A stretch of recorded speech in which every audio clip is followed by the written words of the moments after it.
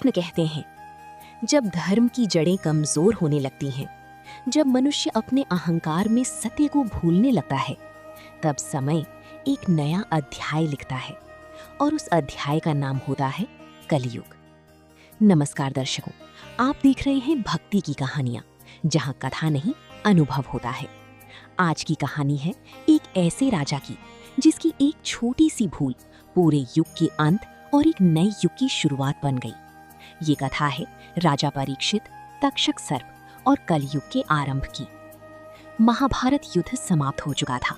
धर्म ने अधर्म पर विजय पा ली थी और हस्तिनापुर के सिंहासन पर बैठे थे अर्जुन के पौत्र, अभिमन्यु के पुत्र राजा परीक्षित। एक ऐसा राजा जो न्यायप्रिय था, धर्मपरायण था और अपनी प्रजा के लिए एक आदर्श शासक था। लेकिन कहते हैं ना, समय का चक्र कभी एक जैसा नहीं रहता। कलयुग और राजा परीक्षित का विस्तारित संवाद। राजा परीक्षित अपने राज्य का भ्रमण कर रहे थे। तभी उन्होंने एक विचित्र दृश्य देखा। एक काले वस्त्र पहने व्यक्ति एक गाय और एक बैल को निर्दयता से पीट रहा था। राजा की आंखों में क्रोध चमक उठा। अरे अधर्मी, तू कौन है जो मेरी प्रजा पर अत्याचार कर रहा है? वो व्यक्ति कांप उठा। उसकी आंखों में भय था, पर उसके चेहरे पर एक अजीब सी मुस्कान भी थी। धीरे धीरे वो राजा के सामने झुक गया। राजन, मैं हूँ कलयुग। राजा परीक्षित चौंक गए। कलयुग, तू यहाँ क्या कर रहा है? ये भूमि धर्म की है, यहाँ तेरे लिए कोई स्थान नहीं।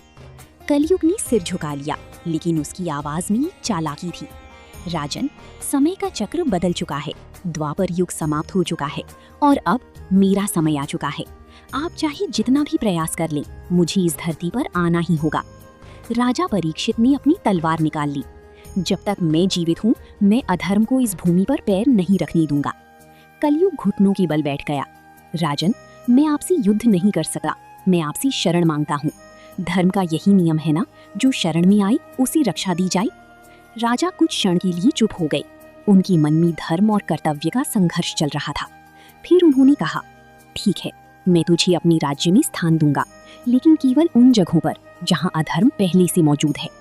कलयुग ने धीरे से मुस्कुराया। कहिए राजन, मुझे कहाँ रहने की अनुमति है? राजा परीक्षित बोले, जहां जुआ होता है, जहां मदिरा का सेवन होता है, जहां वासना और अनैतिकता होती है, जहां हिंसा और क्रूरता होती है, वहीं तू रह सकता है। कलयुग ने फिर सिर झुकाया। राजन, इन स्थानों में रहकर मैं जीवित नहीं रह पाऊंगा, मुझे एक और स्थान दीजिए। राजा कुछ पल सोच में पड़ गए और फिर बोले, ठीक है, तुझे एक और स्थान मिलता है, सोने में। जहाँ जहाँ सोना होगा वहाँ वहाँ तू निवास कर सकता है। कलयुग के चेहरे पर अभी गहरी मुस्कान थी, क्योंकि वो जानता था जहाँ सोना है वहाँ लोभ होगा, जहाँ लोभ है वहाँ अधर्म स्वयं आ जाएगा। और यहीं से धीरे धीरे कलयुग ने मानव के हृदय में प्रवेश करना शुरू कर दिया। राजा परीक्षित ने सोचा, उन्होंने अधर्म को सीमित कर दिया, लेकिन वो नहीं जानते थे कि उन्होंने खुद कलियुग को एक ऐसा द्वार दे दिया है जो हर मनुष्य के भीतर खुलता है। और शायद यही एक छोटी सी चूक आगे चलकर उनके जीवन की सबसे बड़ी भूल बन गई। एक भूल जिसने सब बदल दिया। एक दिन राजा परीक्षित शिकार के लिए जंगल में निकले। घने जंगल में कई घंटों तक भटकते भटकते राजा थक गए, प्यास से व्याकुल हो गए। उन्हें कहीं पानी नहीं मिला। तभी उन्हें एक आश्रम दिखाई दिया। वहां एक महान ऋषि शमीक गहरी तपस्या में लीन थे। राजा ने उनसे पानी मांगा, परंतु ऋषि ध्यान में इतने लीन थे कि उन्होंने कोई उत्तर नहीं दिया। अहंकार का एक क्षण। राजा परीक्षित, जो अब तक शांत और संयमी थे, अचानक क्रोधित हो उठे। मैं एक राजा हूँ और ये साधु मेरी उपेक्षा कर रहा है। क्रोध में आकर राजा ने पास पड़ी एक मरी हुई सांप को उठाया और उसे ऋषि के गले में डाल दिया। फिर वो वहां से चले गए। श्राप जिसने इतिहास बदल दिया। कुछ समय बाद ऋषि के पुत्र श्रृंगी को ये घटना पता चली। वो क्रोध से भर उठा। जिस राजा ने मेरे पिता का अपमान किया है, उसे इसका दंड अवश्य मिलेगा। श्रृंगी ने श्राप दिया। 7वें दिन तक्षक नाम का सर्प राजा परीक्षित को डसेगा और उसकी मृत्यु निश्चित होगी।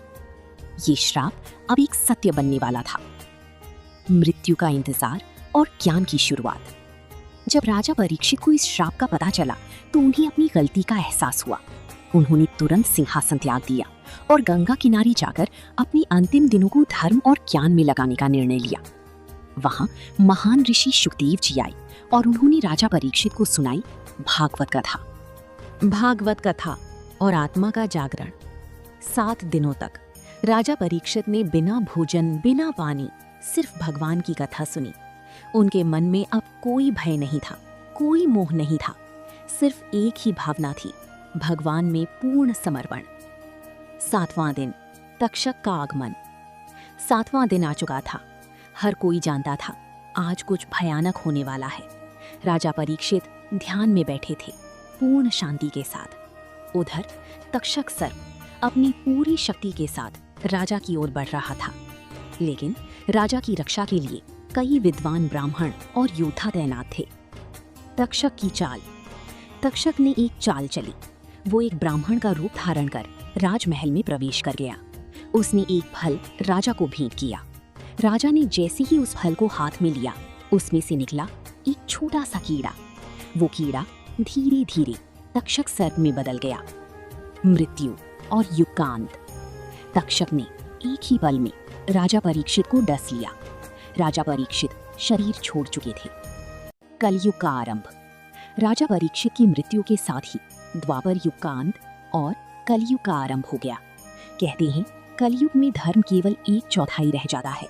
अधर्म, लोभ, क्रोध और अहंकार बढ़ने लगते हैं और ये सब एक छोटी सी भूल से शुरू हुआ। इस कथा से सीख। ये कहानी हमें सिखाती है अहंकार सबसे बड़ा शत्रु है। एक क्षण का क्रोध जीवन भर का परिणाम बन सकता है और मृत्यु के सामने केवल भक्ति ही साथ देती है। तो दर्शकों, ये थी कहानी राजा परीक्षित, तक्षक सर्प और कलयुग के आरंभ की। अगर ये कथा आपके दिल को छू गई हो तो इसे अपने प्रियजनों के साथ जरूर साझा करें और ऐसे ही अद्भुत और रहस्यमयी कथाओं के लिए जुड़े रहें हमारे साथ, बनी रही भक्ति की कहानियां परिवार के साथ। धन्यवाद। राधे राधे। अगर आपको हमारी स्टोरी वीडियो अच्छी लगी हो तो हमारे वीडियो को लाइक करें, चैनल को सब्सक्राइब करें और अपने फ्रेंड्स के साथ भी शेयर कीजिए और कमेंट में बताइए कि कैसी लगी आपको ये स्टोरी। धन्यवाद।